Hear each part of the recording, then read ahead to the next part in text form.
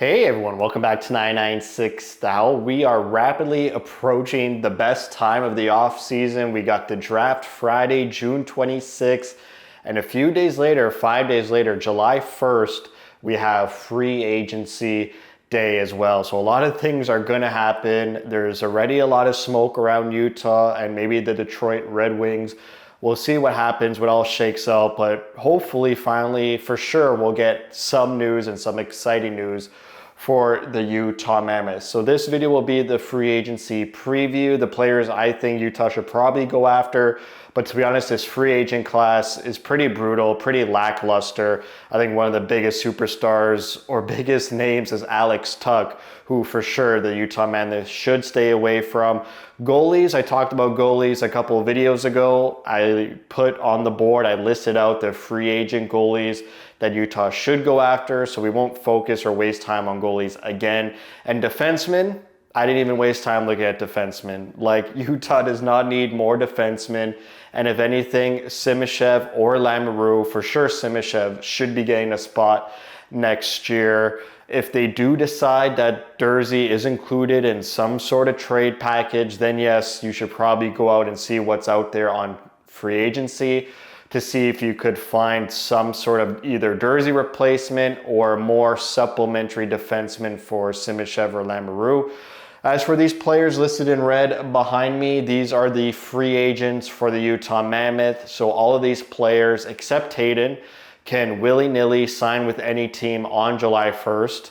Hayden is the exception, and he is a restricted free agent, so the Utah Mammoth control his future, can decide what they want to sign him to. They can sign him to 1 year, 2 years, 6 years, 7 years.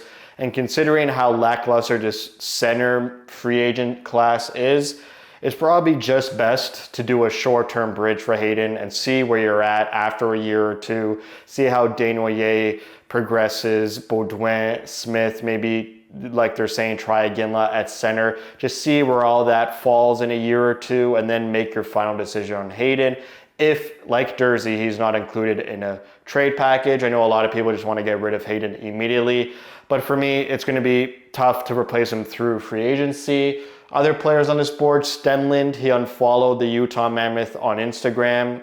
That's how bad news is lately, where that makes a headline that Stenlund unfollows the Utah Mammoth on Instagram. So if we believe that, it looks like Stenlund won't be coming back to Utah. Maybe, probably, maybe not. It's just social media. Who really cares? So for me, I was always saying you choose one of Kerfoot or Stenlund to keep. I was in favor of Stenlund because he's a better PKer, a better defensive forward, and better at faceoffs than Kerfoot. But at least if you keep Kerfoot and put him on your fourth line center, he provides way more offense than Stenlund, where Stenlund was a black hole offensively, only having 4 goals. So maybe having Kerfoot on your fourth line center, maybe not third line center. He would have to improve a lot to be a third line center if we want to still continue to make the playoffs. But if you have him fourth line center, he chips in more offensively, and that fourth line could bring some production. That I felt like the bottom 6 for the Mammoth just wasn't consistently putting up offense numbers. We were relying so much on the top 6. It would be nice to find some consistency on that third line. Not so much the fourth line. I do know what a fourth line is, obviously.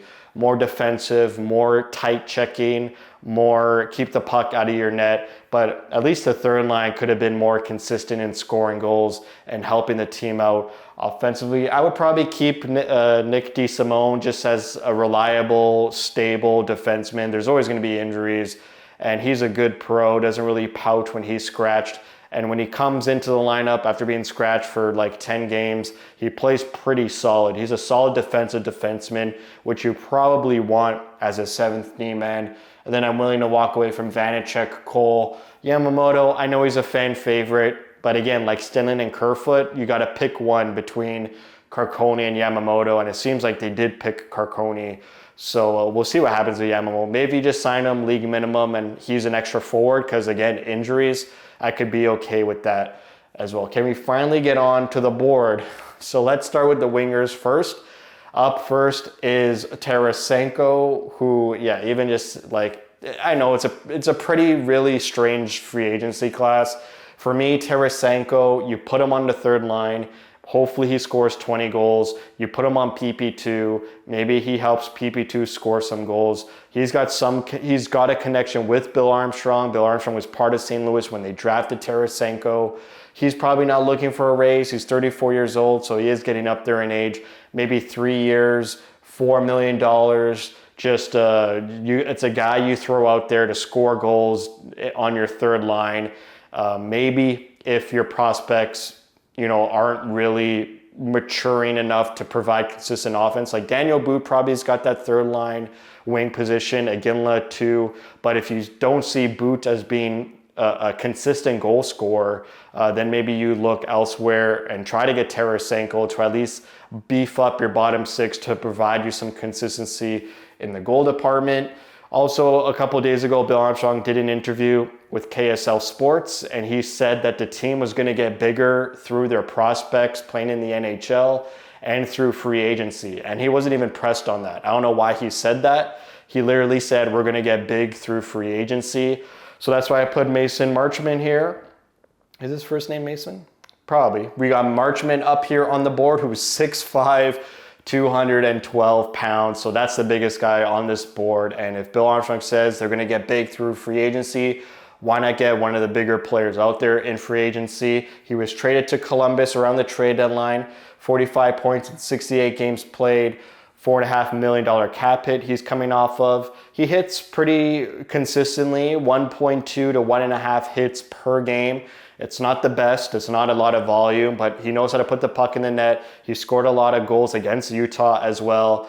I feel like he would be a solid player to have in your bottom six. He's probably looking for a raise as well. And with the rising cap and a terrible free agent class, he's probably going to demand like $7 million. I wouldn't go near that. For me, I'm comfortable around $5 million, but I'm sure another team's going to throw the bag at him. Michael Bunting, sort of like Marchment, just really small statured in size. He's kind of like Carconi, but a little bit more of a pest than Carconi. Just small stature, gets in your face, goes around the net, tries to stir things up a little bit. 33 points in 74 games played, 30-year-old Michael Bunting. I thought and wanted the Utah Mammoth to grab him at the trade deadline, but he went to Dallas and he only had 2 points in 13 games played for the Dallas Stars and wasn't really much of a factor for the Stars in the playoffs. I can't believe he's 30 years old already, Michael Bunting. Next, we got Bobby McMahon, who's probably going to get thrown a bag at him, and I don't want it to be the Utah Mammoth. He is 6'2", 217 pounds. He throws his hits and weight around as well, 2 hits per game, going along with nearly 30 goals on the season.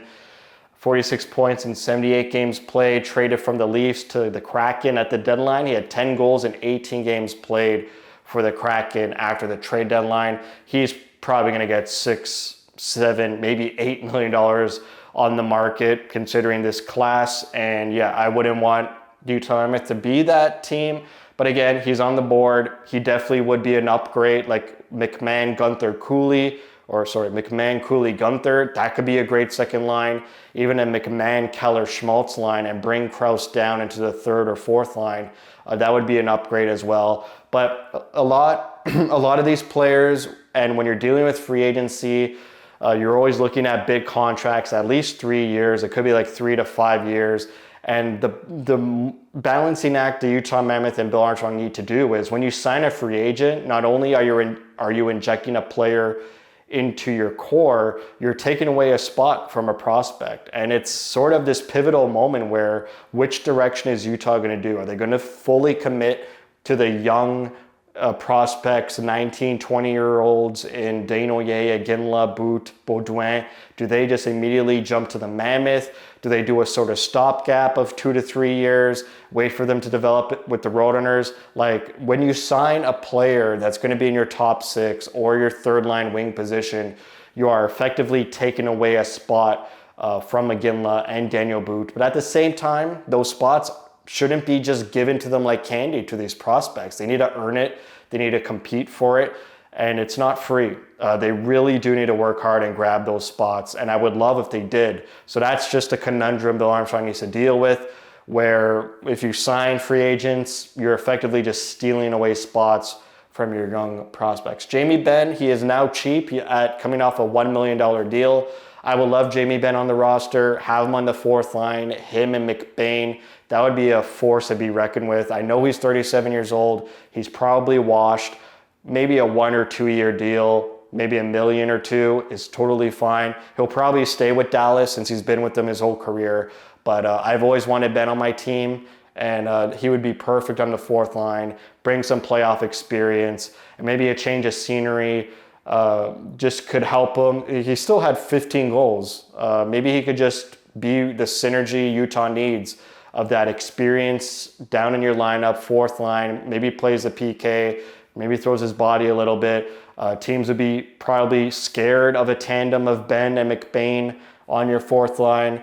So I feel like Ben, I would always be in favor of adding Jamie Benn to the team. Next, we got Cole Smith playing with the Vegas Golden Knights in the playoffs, cheap as well, $1 million, 30 years old. He's probably looking for a big raise as well, considering how well he's playing the playoffs. Just that pure bottom six player. You just need to win the cup. He's 6'3", 200 pounds, 2 hits per game, plays around 2 minutes on the PK per game, and just reliable, dependable, a prototypical fourth line guy that I think would be great for the Utah Mammoth. Next, we got AJ Greer coming from the Florida Panthers. Some people on social media want to stay away from Greer. He carries with him that Florida Panther pedigree that seems to rub people the wrong way. I would love for the Mammoth to grab AJ Greer. 29 years old, really, really cheap. He'll probably get like $4 to $5 million on the open market. 17 goals in 78 games played, but this guy hits a lot. He was 20th in the whole NHL in hits. Comparably, McBain was 6th in the NHL and Krause was 17th in the NHL in hits. Greer is 6'3", 210 pounds. Even more than Ben, having Greer and McBain on your fourth line, so intimidating, so Mammoth-like. Teams would be very worried going into the corners when McBain and Greer are on the ice. I think that would be a match made in heaven. He has size, he hits, would be just a great depth player, and he could put the puck in the net as well, considering how decimated with injuries that Florida team was, and he still put up 17 goals in 78 games played. Next, we go to centermen. For these centermen, what I'm looking for is throwing your body around, being a defensive centerman, playing the PK, and being great on faceoffs for sure, obviously.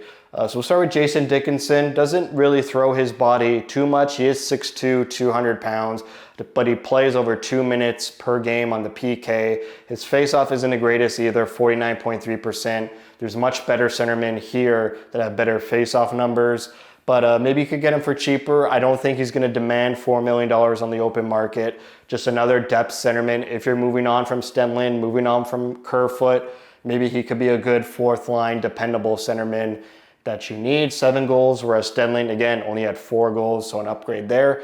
Boone Jenner, for sure. I would rather have Jenner as your fourth line center than Kevin Stenlund. 13 goals, 38 assists, 67 games played for the former Blue Jacket captain. There's rumors that he's going to move on from the Blue Jackets. He is 6'2", 200 pounds, has about over 2 hits per game, plays about 1.5 minutes on the PK, 52.5% on the faceoffs. So would bring a lot to the bottom six of the Mammoth, brings leadership, not so much playoff experience, but he's an established veteran. Pretty much all these players here, they're established players, and that was purposeful by me. I don't think the Utah Mammoth should be going after any projects. We're at a stage where we need veterans, we need experience, we need to know what we're getting, we need known commodities. It can't be a development project or take a flyer off someone. And probably in most cases, it would be a player that comes with playoff experience. Obviously, Jenner doesn't bring that, but I would still welcome Jenner over Stenlund. Eric Holla is just a name to throw it on the board, to fill out the board. He plays about 2 minutes on the PK, 49.2% on the faceoffs, so pretty low, but his career high is 52.2% on the faceoffs. You could probably get him for cheap. 14 goals would be an upgrade on Stenlund for the fourth line center role.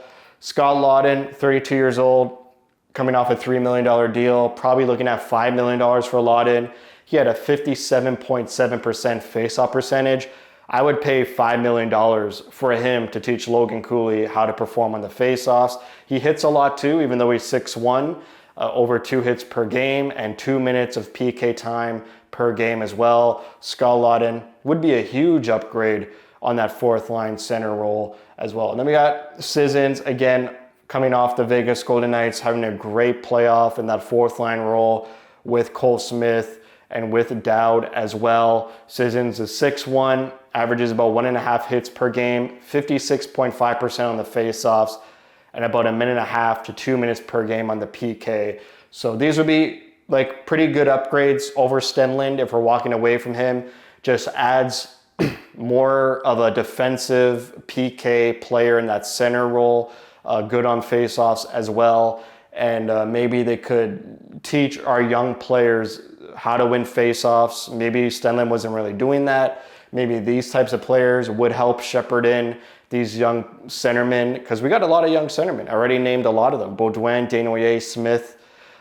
Even those rumors of trying to Ginla at center. Logan Cooley needs to improve at faceoffs. Someone needs to teach these guys how to win faceoffs.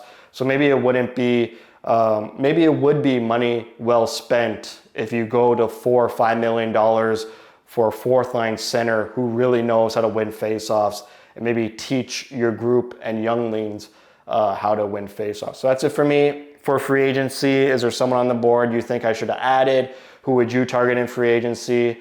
And it's going to be an exciting time very, very soon, I promise. I know it's been a desert of news, but we're almost there at a peak off-season news and drama. So that's it for me. Thanks for watching. If you like what you see, spread the word.